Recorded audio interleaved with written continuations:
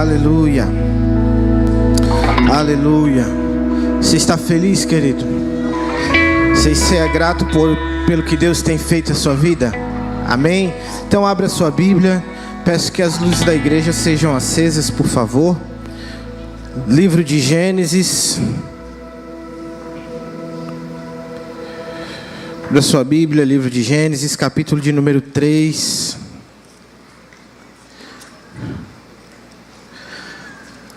Gênesis fica depois de Apocalipse. Você termina Apocalipse e volta no começo. É Gênesis. Amém, queridos? Quem não conseguiu achar Gênesis aí na Bíblia, meu irmão? Gênesis capítulo 3. Nós vamos ler a partir do versículo 2. A mulher respondeu à serpente: do fruto das árvores do jardim podemos comer, mas do fruto que está no meio do jardim, Deus disse: vocês não devem comer dele, nem tocar nele, para que não venham morrer. Então a serpente disse à mulher: é certo que vocês não morrerão, porque Deus sabe que o dia em que dele comerem, os olhos de vocês se abrirão, e como Deus, vocês serão conhecedores do bem e do mal. Vendo a mulher que a árvore era boa para se comer, agradável aos olhos, e árvore desejável para dar entendimento, tomou seu fruto e comeu, e deu também ao seu marido, e ele comeu. Então os olhos de ambos se abriram e perceberam que estavam nus, e coseram folhas de figueira para as cintas para si. Ao ouvir a voz do Deus que andava no jardim, quando soprava o vento suave da tarde, o homem e a sua mulher se esconderam da presença do Senhor entre as árvores do jardim. E o Senhor Deus chamou o homem e perguntou: aonde você está? Amém, queridos? Agora vai lá em Romanos capítulo 12. Romanos capítulo 12, a partir do versículo 1.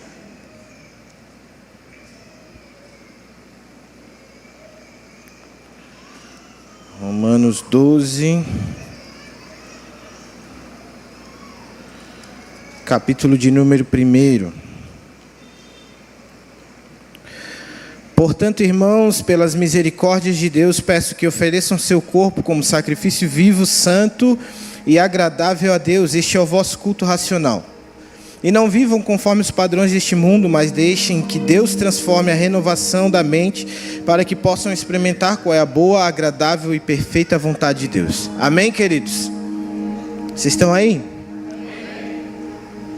Glória a Deus. Pregar numa igreja avivada é muito bom, né, irmãos?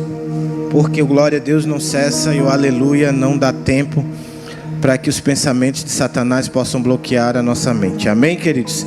Já passei o segredo para você, você bota em prática se Deus assim o permitir. Queridos, no capítulo 1 que a gente leu de Gênesis 3, um capítulo muito conhecido, e eu não quero ser aqui repetitivo, mas eu quero trazer algo muito consistente nessa noite, porque Deus quer ministrar algo ao nosso coração. Primeiramente, querido, o apóstolo Paulo vai dizer que Satanás cegou o entendimento dos filhos que são desobedientes. É basicamente isso. Os filhos da desobediência são cegados pelo espírito deste mundo. Por quê, querido? Porque isso já não é algo que é acontecendo só agora. É algo que já vem acontecendo desde o Éden. O diabo distorcendo a verdade, falando mentiras, colocando meias verdades aonde há uma verdade estabelecida, para que a deturpação da nossa mente, para que aquilo que nós temos como verdade absoluta, ela não seja concretizada. Queridos, o nosso corpo, o corpo humano, ele passa por várias fases durante toda a nossa vida. Nós temos, quando nós éramos criança, passamos a ser adolescentes, jovens, adultos, pessoas idosas, até o momento em que o Senhor nos recolhe. Cada um desses processos nós vemos o nosso corpo reagindo de uma maneira diferente. Mas uma coisa que nós podemos ver é que o nosso cérebro, a nossa atividade cognitiva, cada vez mais ela vai se expandindo. É bem conhecido nosso que o ser humano ele não usa toda a capacidade do seu cérebro. Isso, né, a ciência diz, todos os estudiosos dizem que o homem ele não usa toda, nem metade da capacidade do seu cérebro. Por quê? Porque ele não expande o seu cérebro conforme o seu crescimento. Ele expande o seu cérebro conforme vai adquirindo entendimento do que está acontecendo ao seu redor. É uma formação que leva você a ter uma série de resultados, uma série de informações no seu cérebro sobre tudo. Sobre o que aconteceu, sobre o que está acontecendo, sobre o que você passou, e isso vai fazendo com que o nosso cérebro, ou ele adquira conhecimento, ou ele adquira crenças limitantes. Quem aqui já viu, principalmente aquelas séries indianas, um elefante com uma cordinha amarrada no pé numa cadeira? Se você assistiu Discovery ou qualquer canal desses que faz documentários, é muito comum. Você vai lá, tem uma cadeira dessa normal, um elefante gigante desse tamanho, com uma cordinha, muitas vezes de barbante, amarrada no pé e colocada ali na cadeira. E a primeira pergunta que eu e você fazemos é: por que ele não arranca aquilo ali e sai correndo? Porque foi instituído no cérebro dele uma crença limitante. Desde quando ele nasceu, quando ele era filhote, foi colocado nos pés dele uma corrente. E quando ele era filhote, sim, foi amarrado ele a um lugar. E ele tentou se libertar por várias vezes, não tendo sucesso. Ou seja, o seu cérebro expandiu aquela situação até aquele momento. Não houve mais expansão. Ou seja, todas as vezes que o cérebro dele liga algo no pé dele amarrado, pode ser amarrado em qualquer coisa, um prego, uma pedra, uma cadeira, o cérebro vai travar ele de uma tal maneira que ele vai dizer: estou preso. Por isso, querido, que o diabo ele age principalmente na nossa mente. Primeiramente, para criar uma crença limitante e nos tornar limitados no processo de expansão da nossa mente em Cristo Jesus. Por isso, querido, que nós vemos muita gente dizendo: eu não sou capaz, eu não posso. Ai, pastor, tem gente que a gente chama, vem fazer uma abertura, pastor, meu Deus, eu vou desmaiar, eu vou morrer, eu vou ter um filho. É porque é assim, querido, sabe? A nossa crença limitante, o nosso cérebro, ele já traz em nós traumas que aconteceram em alguma parte da nossa vida, aonde ele não há mais expansão. Há uma crença ali, há algo que trava ele naquilo ali, e ele não consegue mais sair daquilo ali, a ponto nem de ele meditar, nem a ponto de ele estudar, nem a ponto de ele fazer qualquer outra coisa, porque quando ele chega ali, naquele ponto, o cérebro não expande mais e ele não consegue mais criar uma área de raciocínio. Ele simplesmente repete um pensamento: você não consegue, você não consegue, você não consegue, você não consegue. Quando Deus criou o Éden, querido, Ele não botou um fruto, como eu disse, específico lá, um fruto supernatural, um fruto modificado geneticamente.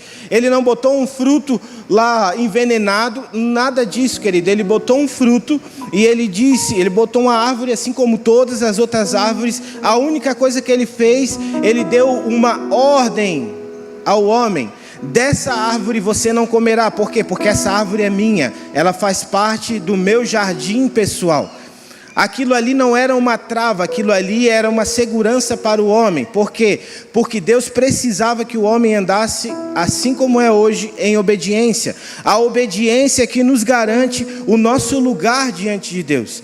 Querido, não adianta nós termos bons dons, não adianta nós virmos à igreja, não adianta nós cantarmos, servirmos, se nós não formos obedientes. Amém? Querido, não há nada mais triste para um pai do que ter um filho que é desobediente. O prazer do pai para o filho está na obediência. Quando ele é pequeno, né? O que a gente vai colocando nele? A gente vai criando nele algumas regras para que ele não cresça desordenadamente conforme manda a cabeça dele. Algumas é até para proteção. A Mavi agora começou a andar e, chamariz de toda criança que começa a andar é tomada. Amém? Então ela pega uma coisinha redonda que cabe dentro do furo, está ali a tomada e está ali o negócio. Na mente dela, ela não tem o porquê que ela não pode colocar aquilo ali dentro da tomada. Na mente dela é normal: eu tenho um furo, tenho um negócio que cabe ali, eu vou. Assim somos nós diante de Cristo, querido. Quando nós educamos a Mavi, nós dissemos: não, Mavi, não vai, não toca aí, não faz isso. Mas o que a gente faz? Como nós sabemos que para ela ainda não consegue ter no seu raciocínio uma lógica de por que ela não pode fazer, nós vamos lá e colocamos uma proteção na tomada.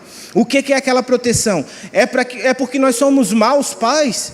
É porque a gente gosta de ver ela chorando cada vez que ela chega lá e está tapado o buraquinho da tomada? Não, querido. É porque nós sabemos que para a proteção da vida dela, para que continue ela com a sua vida normal, a gente bota ali uma proteção. Assim era a árvore no jardim do Éden. O problema nunca foi o fruto, querido. O problema foi sempre a desobediência. Enquanto Adão e Eva estavam diante do Senhor, com seu coração voltado ao Senhor, eles não tinham problema em obedecer. Nós lemos no texto, querido, que a serpente falou para Eva a primeira coisa: olha para a árvore. Você já viu, querido, que tem uma coisa que você não liga até alguém dizer para você que ela tem uma certa importância? Tem coisas que para a sua vida é normal, querido. Quando alguma pessoa chega e diz: olha, tal coisa tem uma importância especial para mim. Ou uma vez eu fui. Você às vezes está aqui, né? Uma cidade bonita aqui, Garanhuns, né? Cidade do Jeff. Cidade linda. Você está aqui, você nunca teve vontade de ir para lá, nunca sentiu no seu coração esse desejo. Mas se você conversar com o Jeff 5 minutos, você vai querer morar lá, né, Jeff? Vai querer mudar para lá, né? Por quê, querido? Porque aquilo ali gerou em você uma atração que quem sabe você não tinha. E daí alguém vai dizer: olha, lá tem uma praça bonita, lá tem uma casa bonita, lá tem um jardim bonito. E a sua mente começa a mentalizar aquilo. E aquilo ali passa a ser não mais um pensamento de talvez, quem sabe. E começa a gerar em você um desejo de conhecimento. Amém, querido? Um desejo de você conhecer aquilo, de você estar lá, de você contemplar essas belezas que alguém um dia foi lá e disse para você que era assim. A serpente, ela foi muito sutil. Ela disse para Eva: olha para a árvore, olha como o fruto é agradável aos olhos, olha como o fruto, ele nos chama para comer. Queridos, tinha 30 mil árvores. Eu acredito que aquela árvore de repente não seria muito diferente das outras, mas agora o olhar de Eva não estava mais sobre o olhar de Deus, ela estava sobre a perspectiva de alguém que estava dizendo assim: olha, Deus não está fazendo aquilo ali para proteger, Deus está fazendo aquilo ali para manter você fora do conhecimento. Deus, era como se ele dissesse assim: ó, Deus não quer que você coma daquilo ali porque ele é egoísta. Não, pastor, ela não disse, ele disse porque certamente quando vocês comerem, vocês serão iguais a, né? Por quê, querido? Hoje a gente abre o Instagram. Eu vou dar um exemplo meu, para não falar de outras pessoas, né? Pego o meu carro, levanto de manhã e vou trabalhar. Aí eu digo: glória a Deus, porque eu tenho meu carrinho aqui, né? Velhinho, mas está aqui. E daí eu estou indo feliz da vida, escutando um louvor ali, e de repente passa um carrão do meu lado. E o carrão vai embora e eu olho para o meu e digo: mas que lata velha que eu estou. Querido, aquilo ali passou a se tornar um desejo no seu coração. E a partir dali você não está mais contente com aquilo que Deus já te deu. Você quer aquela possibilidade que Deus pode dar porque o outro tem. Então o que o outro tem é muito mais válido do que o que eu tenho. O casamento do outro é mais atrativo. A vida do outro, as férias do outro é muito mais atrativas do que a minha. Então nós começamos a querer não mais viver aquilo que Deus tem para mim naquele momento, e eu começo a almejar aquilo que Deus vai querer que eu seja na minha consciência, na minha mente. Então a Eva, naquele momento, ela começou a pensar: peraí, Deus criou tudo, Deus é o Todo-Poderoso, Deus é o detentor de todo o poder. Se eu comer o fruto, eu vou ficar igual a Ele. E naquele momento, querida, ela não passa mais a contemplar a árvore como uma criação de Deus, mas ela passa a contemplar a árvore como um trampolim para chegar até a qualidade de Deus. Ela não passou mais a ver a árvore como um cuidado de Deus, ela passou a ver a árvore como uma possibilidade de agora ela tomar as suas próprias decisões. Porque até então, querido, quem vinha visitar eles, quem ensinava eles, quem dava pedagogia para eles, quem falava com eles era o Senhor. A partir do momento que eles comessem, o Senhor falou: olha, não é pelo fruto, é pela desobediência, porque quando vocês desobedecerem, será colocado sobre vocês a responsabilidade de vocês dominarem o que é bom e o que é mal. E como se Deus, como não, Deus já sabia que nós sempre escolheríamos o que é mal, porque o homem ele não escolhe muitas vezes o caminho certo, ele escolhe o caminho fácil. E geralmente o caminho fácil nos leva a fazer coisas que Deus não se agrada. Então, quando a Eva está ali diante daquele fruto, ela está contemplando algo que agora foi colocado no coração dela como uma verdade distorcida. Olha, vocês serão como Deus, e os olhos de vocês serão abertos. Sabe, querido, se preocupe com pessoas que dizem para você assim, olha, tal coisa, mas ela não responde, ela deixa uma incógnita, ela deixa um talvez, um quem sabe. Chega para você e diz, olha, você é amigo de tal pessoa? Sou. Cuidado com ele, cuidado com ela e sai. Você já viu que tem pessoas assim? Que ela não responde a pergunta, ela simplesmente cria uma incógnita, né? Um ponto de interrogação na nossa mente. E ali, querido, a nossa mente, ela começa a maquinar muitas coisas. O que ela é? Será que é uma pessoa de bem? Será que não é? Será que já não é a mesma pessoa que falava comigo aqui? Será que agora mudou? Será que já aconteceu alguma coisa? E a gente começa a ter uma ótica distorcida por causa de algo que foi colocado no nosso coração, às vezes, por um enviado de Satanás. Sabe, querido, quando vem falar com a gente, olha, pastor, tal coisa, eu digo, tal coisa quem? Tal coisa quando? Tal coisa como? Porque a Bíblia diz o quem, o quando e o como. Foi Satanás no jardim do Éden enganando a Eva. Pronto. Não tem meias verdades com o Senhor. O Senhor não esconde verdades da Bíblia. O Senhor não tira histórias da Bíblia. O Senhor coloca histórias para ensinamento e mudança de entendimento, para que a gente se mova conforme aquilo que Ele quer que nós nos movamos. O tema que eu coloquei nessa noite, entendimento transformado, é o principal motivo que nos leva a ter uma renovação da nossa mente. Por quê, querido? Porque se nós não tivermos o nosso entendimento renovado, nós vamos sempre buscar nas coisas, buscar em pessoas, buscar em situações verdades que elas não podem dar, porque essas verdades só estão contidas em Cristo Jesus. E essa renovação da mente não é sobre algo que Deus não vai fazer, é sobre algo que Deus já fez. Isso destrava a nossa mente, querido. Isso nos leva a nós termos um entendimento transformado de toda e qualquer situação. João 8,32 diz, e conhecereis a verdade não é um talvez, um quem sabe, um porém, não, ela é absoluta, ela é a verdade. Quando a verdade é estabelecida, todas as mentiras, pseudo-verdades, meias-verdades, tudo que é distorcido, aquele momento ali em que a verdade chega, querido, é um momento em que é esclarecedor, é um momento que traz paz, ainda que traga dor, mas é um momento esclarecedor, é um momento onde você não tem mais dúvida nenhuma do que aconteceu, do que está acontecendo e do que vai acontecer. Queridos, o nosso agora não determina o final da Bíblia. Quem determina o final da Bíblia é Deus, e Deus já determinou. O nosso agora não determina quem nós somos diante de Deus. O nosso agora determina o quanto nós estamos adquirindo de entendimento e o quanto de crença limitante ainda está nos travando para as coisas de Deus. Eu digo e repito, querido, nós fomos ensinados a viver, infelizmente, numa geração onde eu sou pecador mesmo, então eu nunca vou mudar. Não, querido. Por que não pode ser? Eu sou um santo e eu vou ser santo e eu não vou pecar e eu vou lutar contra isso até o último dia da minha vida. Porque é mais fácil eu dar uma desculpa do que assumir uma responsabilidade. Essa responsabilidade foi dada ao homem, querido.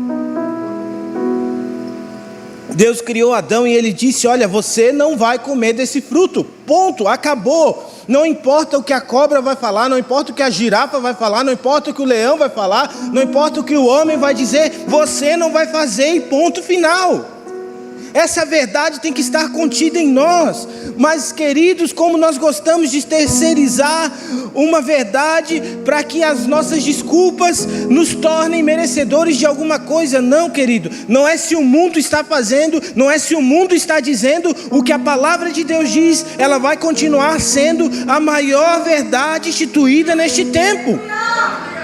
Pastor, mas lá tem uma igreja de 15 mil membros, de 20 mil membros, de 1 milhão de membros, querido. Pode ser de 30 milhões de membros. Pode ter uma igreja com toda a população mundial. Vai todo mundo para o inferno se as verdades bíblicas não estiverem contidas ali. Deus não negocia verdades e nem princípios, querido. Deus não vai dar jeitinho brasileiro para abençoar ninguém. Infelizmente hoje, querido, pregar a verdade torna-se uma ofensa para muitos. Pregar a verdade torna-se uma ofensa. Enquanto a mentira está por aí à solta, a verdade parece muitas vezes ter um lado ofensivo, ter um lado de quem não gosta, tem um lado, não, aquela pessoa não gosta de mim, por isso eu não converso com ela. Por quê? Porque todas as vezes que conversa com aquela pessoa, ela diz, vai se converter, meu irmão. Para de fazer fofoca, para de contar mentira, para de trair a esposa, para de trair o esposo. Não, aquela pessoa não gosta de mim, não, querido, simplesmente ela está falando a verdade para você. Cristo não foi crucificado porque ele veio massagear o ego dos cristãos daquela época. Cristo foi crucificado porque ele veio estabelecer uma verdade do reino de Deus. Simples assim. Quando ele for reunir os seus discípulos, e eu digo, querido, Deus ele nunca chamou a multidão, Jesus nunca chamou a multidão para andar com ele. Se você for ver todas as vezes em que ele ensinava, a Bíblia vai dizer, reunindo os seus discípulos ensinava. E a multidão chegava próximo. Por quê, querido? Porque há uma diferença entre multidão, discípulo e religião. São três coisas totalmente distintas. A multidão seguia Jesus pelo simples fato de ele dar pão e peixe.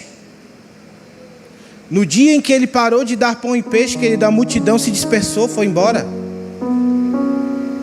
No dia em que ele parou de alimentar aquelas pessoas, elas foram embora. Quem é discípulo, querido, é separado, é uma classe especial. Em Mateus 8, 29, ele vai dizer, por todo mundo, fazer discípulos em todas as nações. Ele não pediu para fazer multidões. Multidão não evidencia a presença de Deus. Não evidencia, querido. O que evidencia a presença de Deus é a manifestação dos discípulos, dos filhos. Aí se você for ver lá, quando ele vai fazer as qualificações dos discípulos, ele vai dizer, aquele que amar a sua esposa, seu filho, sua mãe a mais do que mim, não é digno de mim. Aquele que não calcula se realmente vai poder me seguir, não é digno de mim. Qualquer um que amar qualquer coisa a mais do que eu, não é digno de mim. Mas nós queremos passar um pano quente, querido, não queremos mais pregar sobre o pecado, não queremos mais pregar sobre o que está errado, porque nós preferimos que a palavra seja uma conformação da minha desculpa para que eu saia daqui me sentindo bem, ainda que eu não mude de situação, ainda que eu não mude de circunstância, ainda que eu não mude de atitude. Se a oração não faz sentido, muda a oração, querido. Se ainda assim não resolver, muda de vida. Porque às vezes a vida não é coerente com as palavras que você professa. Deus está nos trazendo em um alinhamento, querido. Depois que Eva comeu o fruto, veio vergonha, medo, culpa e acusação. Aí se eu for perguntar para você, querido, que já fez parte até de alguns evangelismos aqui da igreja, e você encontrou uma pessoa desviada, ela tem culpa, tem medo e tem acusação sobre ela. Pastor, eu não volto para a igreja, porque se eu voltar para a igreja hoje, todo mundo vai saber que eu me desviei, então todo mundo vai me olhar com aquele olhar de que sabe que eu estou desviado. Medo. Pastor, eu tenho vergonha porque eu fiz alguma coisa. Pastor, eu tenho culpa porque eu continuo pecando. Mas engraçado, queridos, que Deus ele nunca pediu que nós evidenciássemos nada disso, porque Ele estava no mesmo lugar para ter o encontro como Ele sempre tinha. A fuga da presença de Deus revela uma mente afetada pelo pecado. Paulo afirma que Deus não apenas perdoa o pecado, Ele renova o modo de pensar. O Evangelho não muda um destino, ele muda a forma como enxergamos Deus e nos traz de volta a uma origem. O problema, querido, é que nós estamos mais ligados a um futuro do que um presente. E deixa eu dizer para você, querido, o futuro está em Deus, mas o seu presente são posicionamentos que você precisa ter. Deixa o seu futuro com Deus, querido. Pastor, eu não tenho que fazer um planejamento. Você deve, querido. Você deve governar bem a sua casa. Você deve governar bem as suas finanças. Governo é algo estabelecido por Deus. Porém, queridos, nós só temos a sabedoria para governar quando nós estamos em Deus. Se nós não estamos em Deus, querido, nós não temos sabedoria. Nós construímos um castelo sem base. Nós construímos um castelo em cima da areia. E assim que vem a primeira tempestade, cai. A mensagem da serpente foi: vocês serão como Deus. A mensagem de Cristo é: sem mim nada podeis fazer. João 15:5. Está vendo como o diabo deturpa as verdades contidas na palavra de Deus, para que o nosso pensamento seja renovado conforme o nosso entendimento. E aí, querido, é o que eu disse desde o início: se o meu entendimento são crenças limitantes de quem eu sou, o nosso entendimento não expande. O Espírito Santo, ele age na nossa mente. A mente muda e exalta a independência. A mente do mundo exalta a independência. A mente renovada reconhece a dependência de Deus. E é por isso que o apóstolo Paulo pregou para os romanos. E quando chega no capítulo 12, ele vai começar a fazer as considerações finais.